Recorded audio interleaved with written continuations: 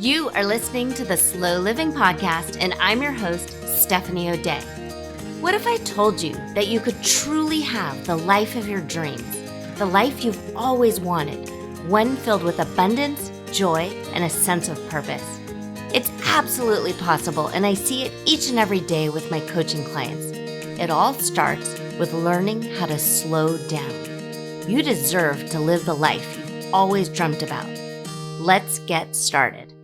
So if you're a fan of the podcast, you're going to absolutely love the book. Slow Living, Cultivating a Life of Purpose in a Hustle-Driven World is now available wherever books are sold. Buy it for yourself, your children, your friends, and your neighbors. You can get all the juicy details at stephanieoday.com/slow living book. Trust me, this is hands down the best $20 you'll ever spend. Hi there, Slow Down Society. Steph here. We're on episode 154 of the Slow Living Podcast. And you are here. You are part of Slow Down Society. I'm so happy and pleased and just thrilled and tickled that you are here. If you ever want further discussion on the podcast episodes or to meet other like-minded people, we do have a Slow Down Society Facebook group. And that is linked on my Facebook page in the group section. But it's called Slow Down Society. We would love to have you. Also, the new book is coming out in the next week or so, and we have a slow living book launch team. So if you would like to read an advanced copy, I can send you a PDF copy of the book right away and start talking about it, and then also asking questions. And also, if you're part of the launch team, I would love for you to write a review on Amazon, share it with your friends, family. That's essentially all what the launch team does. But you also then are entered to win a pretty awesome gift package that my publisher set up. But if you'd like more details on that, email me. I will give you all of the deets. Today, we're going to talk about shifting goalposts. And that's what this episode will be called, is shifting goalposts. Within this episode, we're also going to talk about arrival fallacy, of what happens when you actually achieve your goals. And all of a sudden, instead of feeling ecstatic and elated, you actually feel a little bummed out. So we'll talk about what arrival fallacy is. We're also going to talk again about why I detest with a fiery passion SMART goals and think they're stupid.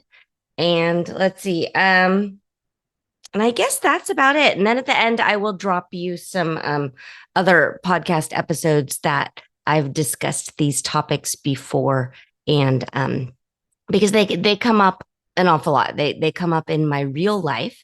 And I love taking examples of my real life and kind of talking you through them. And then also in my coaching, the women that I work with, I have gotten on the phone here and there with some men, but primarily all of my long-term coaching clients, along with the people who reach out to me for coaching, who have enrolled in the Simple Shortcuts to Peace course, so far, have all been women. And this comes up a lot. Goal setting, goal achieving, failing goals and feeling like a failure, perhaps maybe self-sabotaging in some way your goals because you have had that feeling of arrival fallacy in the past. And so on some subconscious level, perhaps, maybe, not all of you, but maybe sometimes some of you in some ways have actually sabotaged your goal-setting endeavors because that feeling of arrival fallacy failure is so upsetting. You're trying to ward that off. Okay. Deep breath in, deep breath out. Thank you so much for being here. Okay. The biggest issue for me when it comes to goal setting is the idea that somehow your self-worth is wrapped up in a goal. And that's not what I'm interested in exploring in any way. And many self-help, personal development, guru type people um, yell and motivate from this feeling of if you're not working hard enough, that's on you. And if you failed your goal, it's because you haven't tried hard enough. And if you didn't get the job, that's on you. You didn't do all of the different steps that society and class and all of these things kind of demand upon you. And so they're really putting all of the means to an end on your shoulders instead of a whole bunch of extraneous circumstances. And I don't want you to always blame extraneous circumstances. I do want you to look within, but I also don't want you to beat yourself up if you fall short of a goal or if something works out in a way that it's not what you thought or not what you originally planned for. And that's what I mean with tying your self-worth wrapped up into a goal. So the acronym for SLOW is to simply look only within.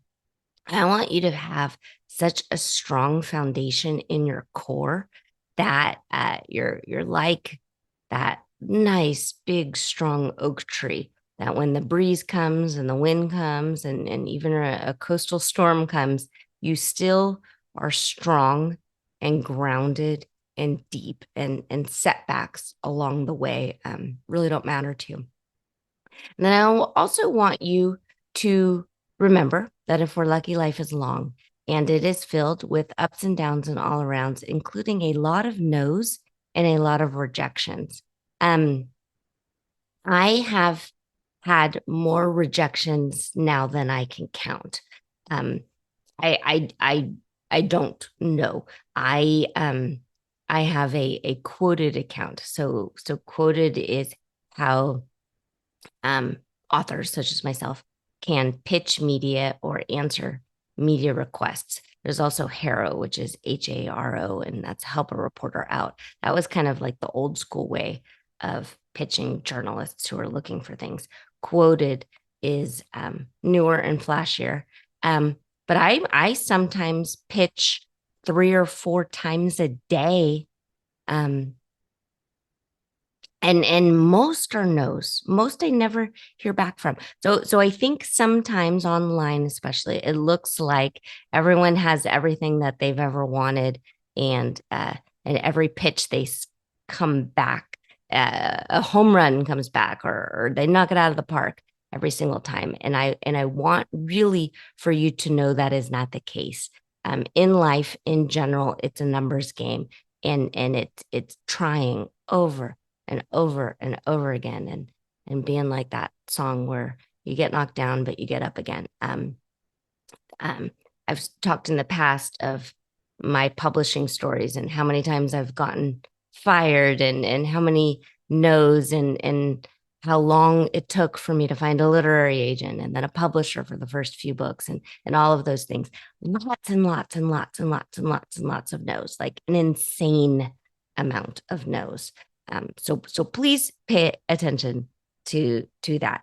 And in order for me to go through all of those no's, I have very solid confidence and self-worth. If my self-worth was wrapped up in the idea of someone else like anointing me or saying, wow, Steph, that's a great idea. Yes, I do want to quote you in the New Yorker today. I wouldn't be doing very well.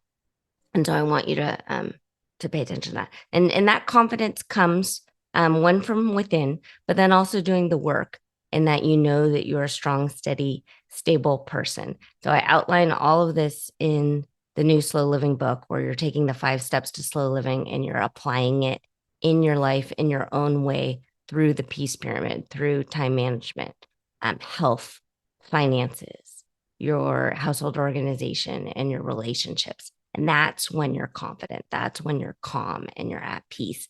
And you can put the teeny tiny triangle on that. The book has that laid out. If you would like that more in depth, the Simple Shortcuts to Peace course really dives into it in a lot of ways. Plus, also there's coaching attached to it. But the new book really does walk you through that. Okay. Why did I want to hit record today? I wanted to hit record today because my 14-year-old, my daughter, is in high school, and one of the California state standards is she has to take a semester of health.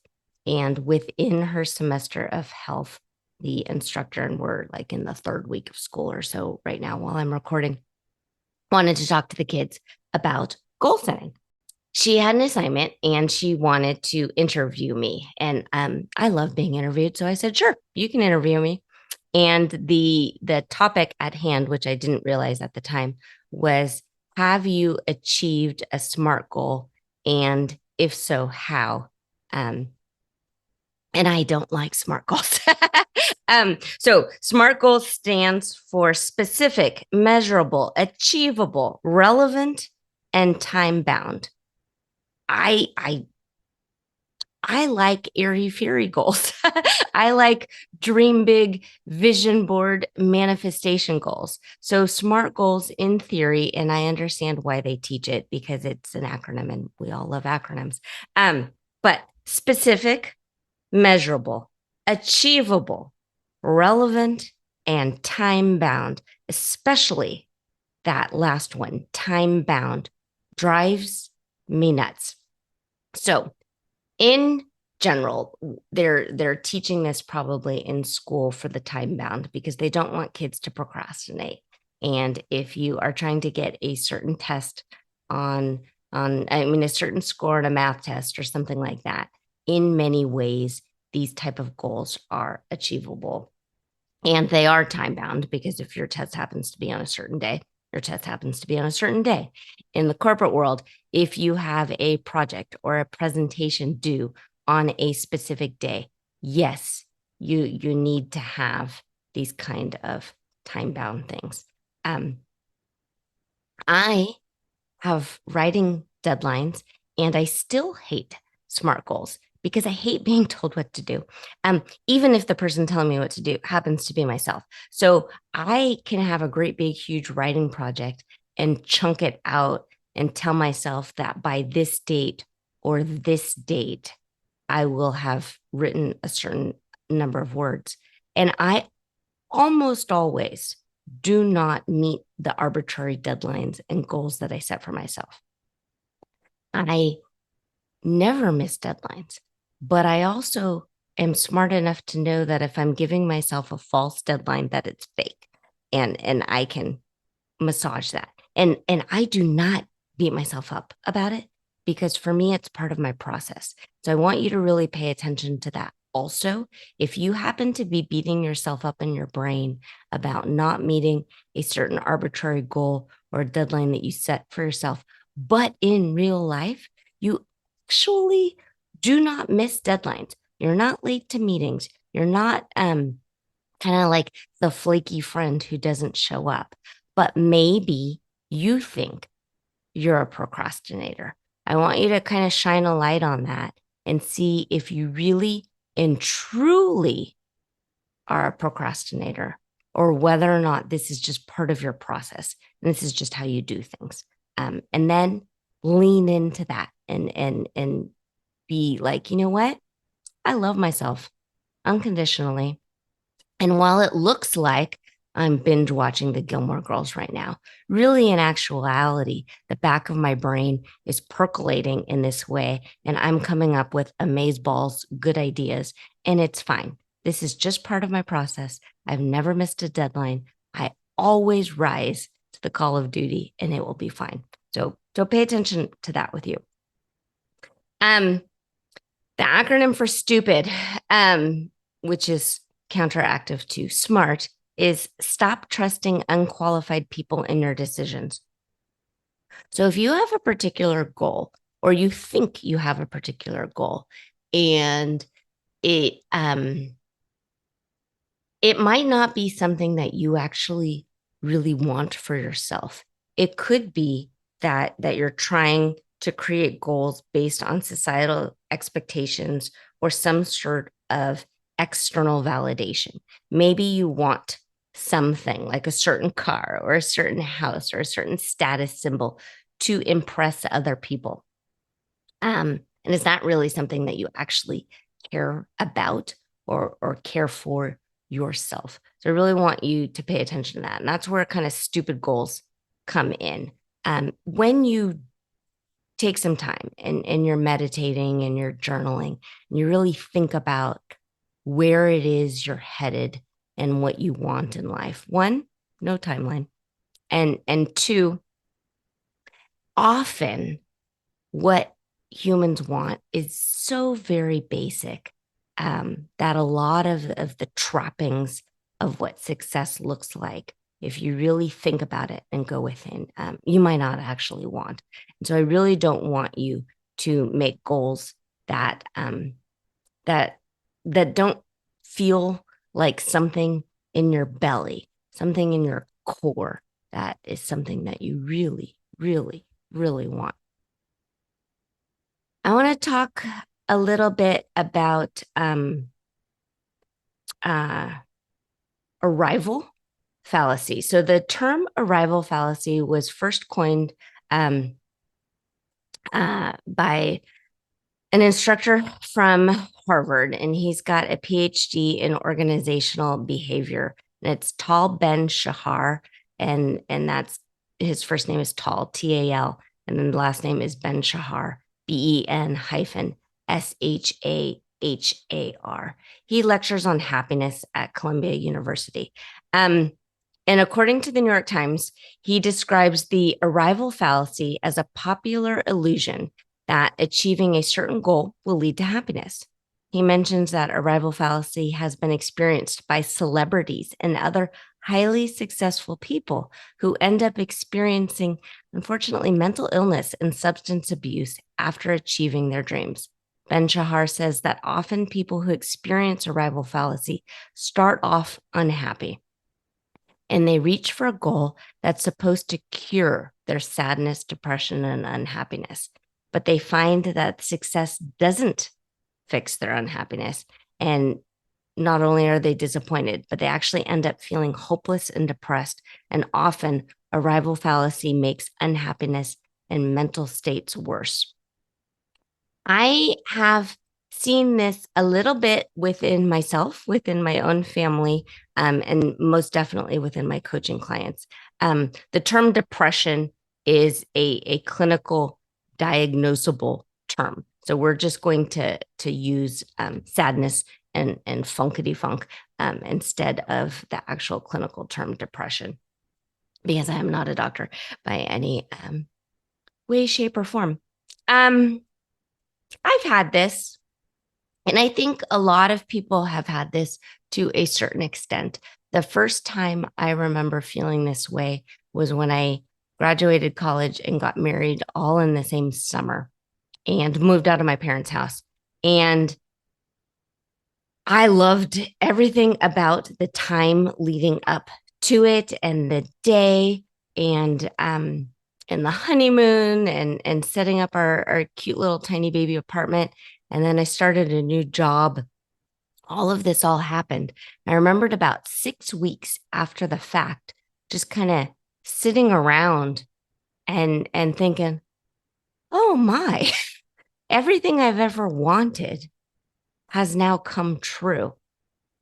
So why do I feel less than? Why do I feel a little let down? Why do I feel like, okay, well, now what, Steph? Now what? And so when you have achieved this goal, and so Dr. The doctor was talking about celebrities and different people who have achieved monumental goals.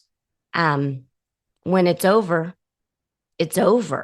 And those feelings of maybe insecurity and unsettledness and anxiousness and now wettedness kind of set in. Those are the feelings that you have to sit with and kind of become cozy with, and maybe take them out for tea and really love on them and pay attention to them instead of shoving them aside. So I think especially when he was talking about substance abuse and really launching into a depression, that feeling of uncomfortableness is not something to shove aside with drugs and alcohol or other types of substance abuse. Those feelings are really to be embraced because that's where the work is. So it's tricky when you're in that place. And if you can't get out of that place on your own, I do want you to reach out to your doctor. Um, but for me, and for the women that I work with, and how I talk to my own children about this, if they've met a certain goal, like a certain graduation date or aced a certain test, and they feel in some ways like, huh, well, now what? I kind of liken it to a Fabergé egg that it's gorgeous and glossy and has all of the accolades of success on the outside, but inside it's hollow and it's fragile and can be broken easily. And many times you're in that state when this kind of funkety funk sets in after achieving a certain goal. Sometimes some people actually are so uncomfortable with this feeling that they self sabotage. They've worked so hard to get a specific promotion at work or a certain job opportunity, and now that they have it, the feeling of inadequacy, the feeling of being an imposter, kind of sets in, and they self sabotage.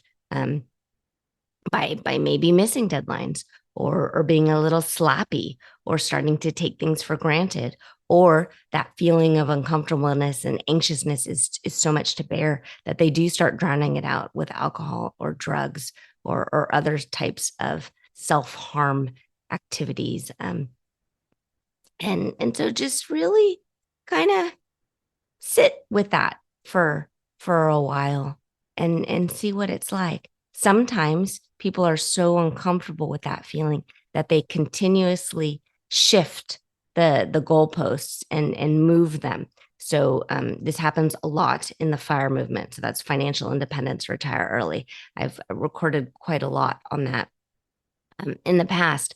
They'll hit their quote unquote retirement number, but then they keep increasing the number. Well, I can't be happy now, or this particular arbitrary amount isn't enough. So I'm going to continuously shift the goalposts, and I'm going to continuously delay the happiness.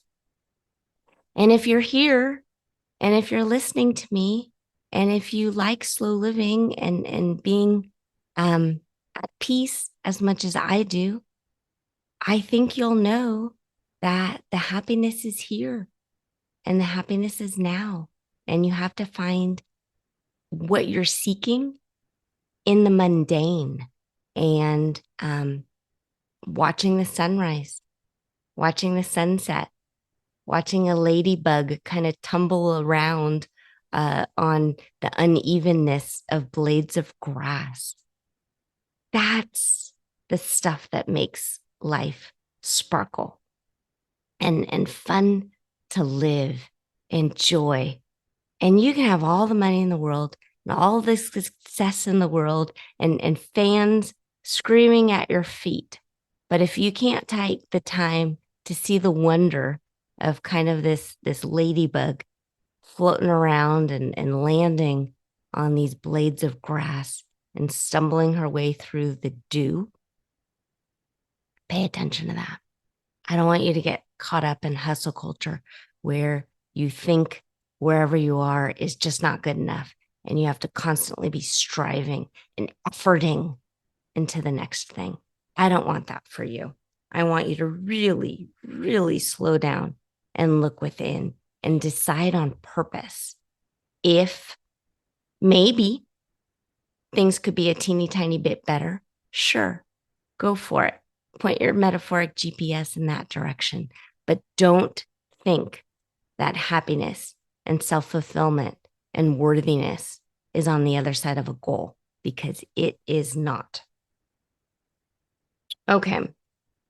If you have questions about this, email me. I'm at steph@stephanieoday.com. I'm a real person. I will write you back. Check out the new book, Slow Living, Cultivating a Life of Purpose in a Hustle-Driven World.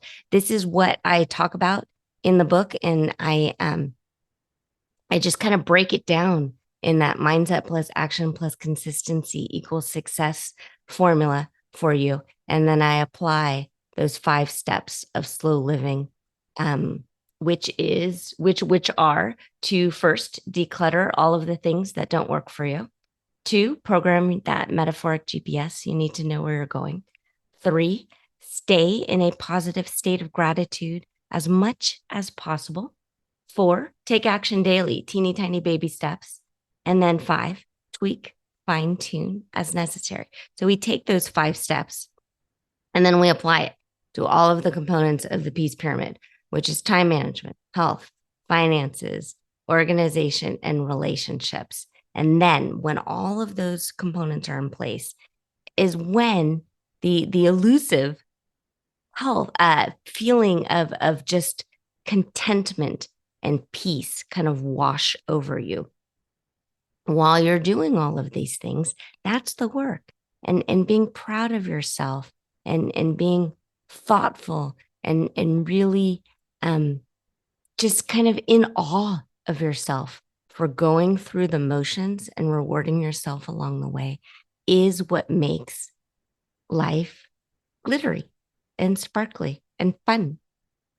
Okay. I'm going to drop a few other past podcast episodes that build upon these concepts. And also, even if you've listened to them before, what I have found is going back and listening with fresh ears and fresh ideas sometimes is very helpful. And I have had people write to me that they have listened to a specific podcast episode multiple times, and each time they find another different kind of juicy nugget of wisdom. So I want that for you too. So episode 54, SMART goals are stupid. Yes, indeedy do they are. So that's episode 54. 93, celebrate your wins. I don't want you to have a great big huge juicy years long goal and not celebrate along the way. Every step you take, put a little spring in it and give yourself a pat on the back. That's episode 93. 104, mapping out your own 3-year plan. I walk you how to do it. And I also explain why I use 3-year plans instead of 1-year plans or versus 5 or 10-year goals. 106, manifestation versus magical thinking. I'm a dreamer. I love dreaming. I got in trouble constantly in school for daydreaming and having my head off in the clouds. And so I talk about how to harness the power of your daydreaming and put it into goal setting and not let your daydreaming just be magical thinking. So that was 106, manifestation versus magical thinking. And then the most recent one that I talked about with goal setting is 122, zero-sum thinking. We are not in an all or nothing world. If you're, it comes up often when I watch the Olympians and listening to the talking heads talking about these Olympians. If you're at the Olympics and you don't medal, you have not failed. And so I really want you to pay attention to that. Yes, have huge, lofty goals. But if your daydream is to hit it out of the park and have all of the fans cheering and chanting your name, and you get a base hit, and then you make it to first, and then you make it to second, and then you make it to third, and then you come home and the fans cheer, it's the same. So please don't put all of gosh, I'm talking in so many metaphors today, but all of your eggs in this basket where it has to look this way and sound this way and taste this way and be this way. And if it's not this way, it means I have failed. Nope. For lucky, life is long. There are twists and turns and bends and all arounds. And if particular doors shut, that's okay. Go through the back, climb in through a kitchen window. There are so many other ways to get from where you are to where you want to go. And I want you to do it in a slow, steady, and sustainable way. I don't want you to burn the house down. I don't want you to succumb to hustle culture, that it has to be this way. And if it's not this way, it means that you're not working hard enough or you've failed. Nope, not in the slightest. Okay, pretty people, consider yourself loved and hugged. I think you're amazing and wonderful and lovely and kind. And I am so thrilled that you're here. Talk to you again next week. Do you have a slow living story to share? Leave me a voicemail at stephanieodea.com/podcast with any questions, comments, feedback, or testimonials, and I will be sure to include it in an upcoming episode. Also, if you found value in this episode, please share it with your family and friends and subscribe through your favorite podcast provider.